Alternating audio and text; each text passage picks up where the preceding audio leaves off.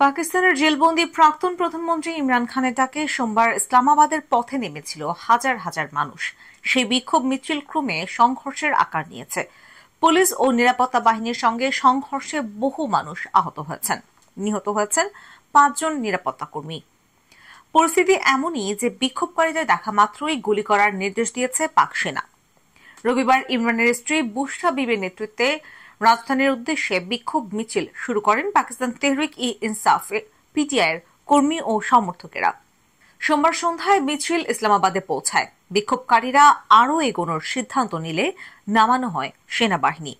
সংবাদ সংস্থা পিটিআই সূত্রে জানা গিয়েছে, এরপরেই পুলিশ ও নিরাপত্তা কর্মীদের সঙ্গে ইমরানের সমর্থকদের সংঘর্ষ বাধে। বিক্ষোভকারীদের গুলিতে একজন পুলিশ কর্মকর্তার মৃত্যু হয়েছে। নিহত হয়েছেন আরও 4 জন নিরাপত্তা কর্মী। স্থানীয় সংবাদ মাধ্যম সূত্রে খবর, সংঘর্ষের জেরে আহত হয়েছেন আরও অনেকে। জ্বালিয়ে দেওয়া হয়েছে বেশ কয়েকটি গাড়ি।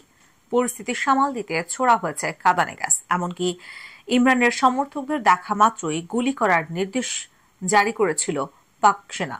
ইসলামাবাদের প্রাদেশিক পুলিশ প্রধান ওসমান আনোয়ার জানিয়েছেন, গুলিবিদ্ধ হয়ে নিহত হয়েছেন পুলিশের এক কর্মকর্তা। আশঙ্কাজনক অবস্থায় চিকিৎসাধীন আরও 2 পুলিশ কর্মী। সরকারি হিসেবে এখন পর্যন্ত অন্তত 119 জন আহত হয়েছেন। ইসলামাবাদ সহ গোটা পাঞ্জাব প্রদেশ জুড়ে পুলিশের 22টি গাড়িতে আগুন ধরিয়ে দেওয়া হয়েছে।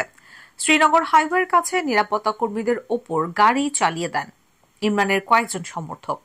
এ ঘটনায় 4 জনের মৃত্যু হয়েছে।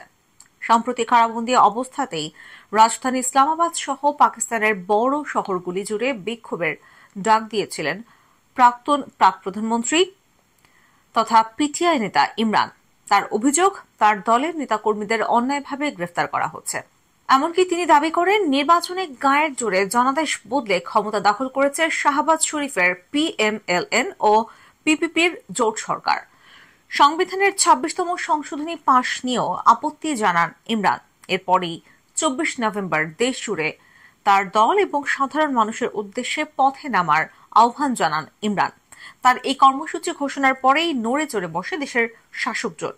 রাজধানী ইসলামাবাদে পরবর্তী 2 মাসের জন্য জারি হয় 144 ধারা।